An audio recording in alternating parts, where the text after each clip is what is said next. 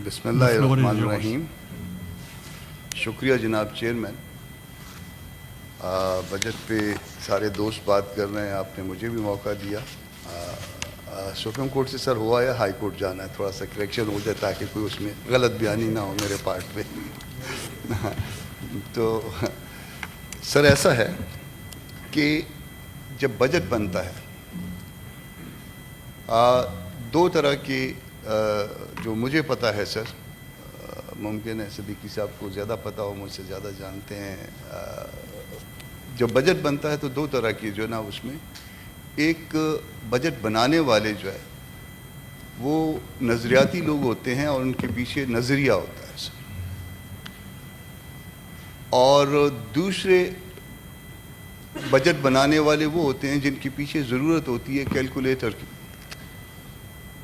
और उनको ये जो दूसरी टाइप है, दूसरी जो सनफ़ है सर, ये सामने ज़रूरियात को रखते हैं, अखराजात को रखते हैं, और उन्होंने अखराजात पूरे करने होते हैं, और उस अखराजात को पूरे करने के लिए वो किसी एक मद से पैसे निकालते हैं, किसी दूसरी मद में डालते हैं, मगर इसके अलावा वो कुछ भी नहीं करते। और हर साल जो हमारा बजट आता है, जो पाकिस्तान का बजट है, जो इस वतन अज़ीज़ का बजट है, ये दूसरी सनफ़ के लोग पूरे करते हैं। दूसरी जो कहीं पे नज़रियाती किस्म के लोग होते थे या हैं, उनको शायद ना कभी बजट बनाने का मौका इस मुल्क में मिला, और कम अज़ कम मुझे ये उम्मीद है, अल्लाह करे मेरी ये उम्मीद गलत हो, कि कभी भी जो है उनको आइंदा भी मौका इस मुल्क में नहीं मिलेगा कि वो कोई ऐसा बजट बना सकें जिसमें आम पब्लिक को कोई रिलीफ मिलती हो, और आम पब्लिक ये कह सके कि किसी ऐसा बजट है जैसे इसके पीछे कोई नज़रिया कार फरमा है। तो ये हिसाब किताब का बजट इसी तरह से होगा और इसी तरह से चलता रहेगा। मगर सर,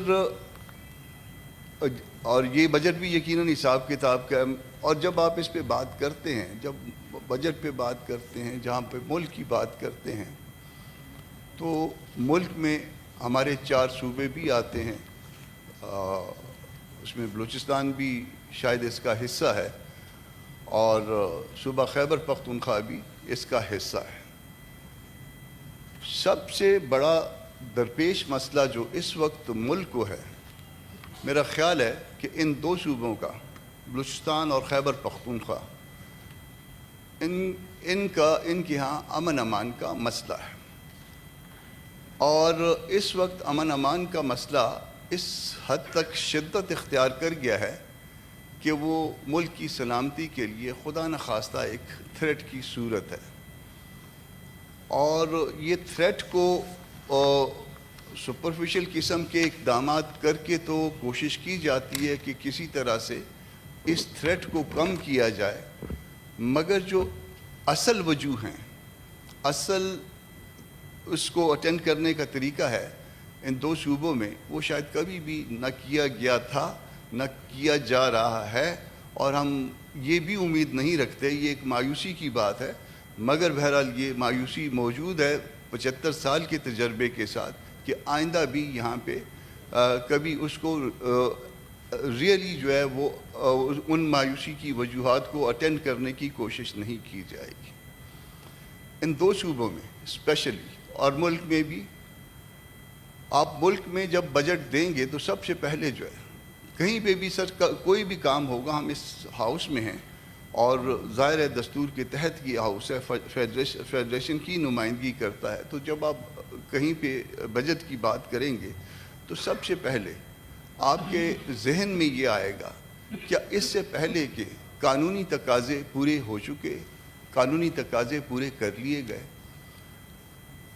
हर बजट पे आधे दोस्त तकरीबन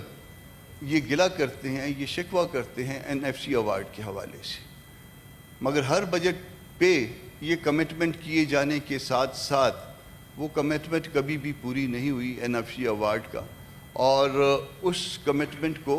हमेशा वायलेट किया गया, और इस दफ़ा भी अल्लाह के फजल से वो दस्तूरी कमिटमेंट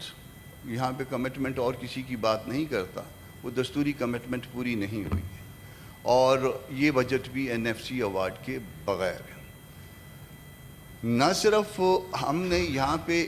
یہ 160 161 والی پروویژن وائلیٹ کی اس بجٹ کے حوالے سے، بلکہ ایک اور، چونکہ یہ سینٹ کی بات ہے اور سینٹ میں صوبوں کی برابری کی بات بھی ہے،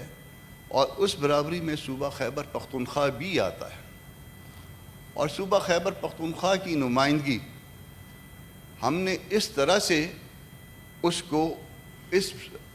بری نیت کے ساتھ، میں نہیں کہتا بدنیتی کے ساتھ، میں اس کے لیے جو ہے تھوڑے سے اس کو ڈائلیوٹ کر لیتا ہوں الفاظ کو، کہ بری نیت کے ساتھ ہم نے صوبہ خیبر پختونخوا کو، ان کی نمائندگی کو اس ہاؤس میں، فیڈریشن میں، اس کو کرٹیل کیا ہوا ہے، اور اس میں بہت سا وقت، بہت ساری مدت گزر گئی ہے۔ مجھے نہیں پتہ عدالتوں کے پاس جب یہ معاملہ آئے گا تو یہ صوبہ خیبر پختونخوا کی عدم نمائندگی یا آدھی نمائندگی کی وجہ سے اس جو لیجسلیشن ہوئی ہے یا لیجسلیشن ہو رہی ہے، یا یہ جو بجٹ کے حوالے سے جو معاملات ہیں، اس کا کیا حشر ہوگا۔ عدالتیں بھی اللہ کرے کہ اپنے پاؤں پہ کھڑی ہوں اور اس بات کو آنسر کریں جب ان کے پاس کوئی لے کے جائے کہ آیا یہ ایک صوبے کی آدھی نمائندگی کے بغیر یہ بجٹ کیسا تھا، یا 160 161 کی جو اس کی کمپلائنس نہیں ہوئی تھی، اس کے بغیر یہ بجٹ کیسا ہے۔ سر، امن امان کی میں نے بات کی تھی،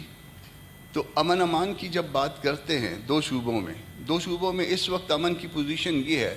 میرے اپنے صوبے میں کوئٹہ میں مغرب کے بعد کوئی باہر پشتون علاقے میں ٹریول کر کے بتائے، اگر بہت بڑا دل ہے اس کا تو شاید وہ کر لے، میرے جیسا کمزور آدمی نہیں کر سکتا، یا بغیر جس کے پاس سیکیورٹی نہیں ہوتی، اور اسی طرح سے بلوچ علاقوں میں بھی بات ہے۔ یہ تو میرے صوبے کی بات ہے۔ صوبہ خیبر پختونخوا میں آپ کے ہاں پتہ نہیں آپ اس کو ذہن میں چھوٹی پارٹی کے طور پہ لیتے ہیں یا بڑی پارٹی کے طور پہ لیتے ہیں، JUI کو سر، مگر مولانا صاحب کے اپنے بیٹے کے ساتھ سر اس روز کل پرسوں گلہ بھی کیا اپنا عطا الرحمان صاحب نے، کہ ان کے بھتیجے ہیں، میرے لیڈر کے، میرے قائد کے بیٹے ہیں، ان کو اس روز 3 بجے دوپہر کے لگ بھگ، وہ لکی مروت سے وہ کینڈیڈیٹ بھی تھے، اور وہ ایک فاتحہ کے بعد آئے اور ان کو 40-50 لوگوں نے اسلحے کے زور پہ روکا اور فورس کرتے رہے کہ آپ گاڑی سے نیچے اتریے، اور گاڑی سے نیچے اتارنے کا مقصد یا تو ان کو ساتھ لے جانا ہو سکتا ہے، یا خدا نخواستہ ان کی ذات پہ دوسرا حملہ کرنا ہو سکتا ہے، اور یہ معاملہ جو ہے وہ کافی دیر تک رہا، اور یہ آپ کے سڑک کے اوپر، موٹر وے کے اوپر ہوا، اور میرا خیال تھا کہ جب یہ گلہ دیں گے عطا الرحمان صاحب تو اس ہاؤس میں کوئی کمٹمنٹ آئے گی سرکار کی طرف سے، ریاست کی طرف سے، جس ریاست کو ہم نے مشکل وقت میں سب سے پہلے اس بچے کے باپ نے ایک نیریٹو دیا کہ ہم ریاست کے ساتھ اور ریاستی اداروں کے ساتھ کھڑے ہیں۔ جس وقت ریاست مشکل میں تھی ہندوستان کے خلاف، ہم نے کوئی احسان نہیں کیا، ہمارا اپنا ملک ہے، مگر ہمارا خیال تھا کہ کوئی کمٹمنٹ دی جائے گی کہ جی اس معاملے کو دیکھا جائے گا۔ آج کئی دن ہو گئے، اور یہ کئی دن ہونے کے باوجود سر اس معاملے میں نہ تو کوئی کمٹمنٹ آئی۔ میرا خیال ہے کہ جہاں تک مجھے یاد پڑتا ہے یا جہاں تک میرے ذہن میں ہے کہ نہ ریاستی اداروں کی طرف سے نہ حکومتی طور پہ کسی طرف سے بھی یہ اسجد محمود والے معاملے میں مولانا سے رابطہ تک کرنے کی کوشش نہیں کی گئی۔ تو یہ امن امان کی صورتحال اس ملک میں ہے۔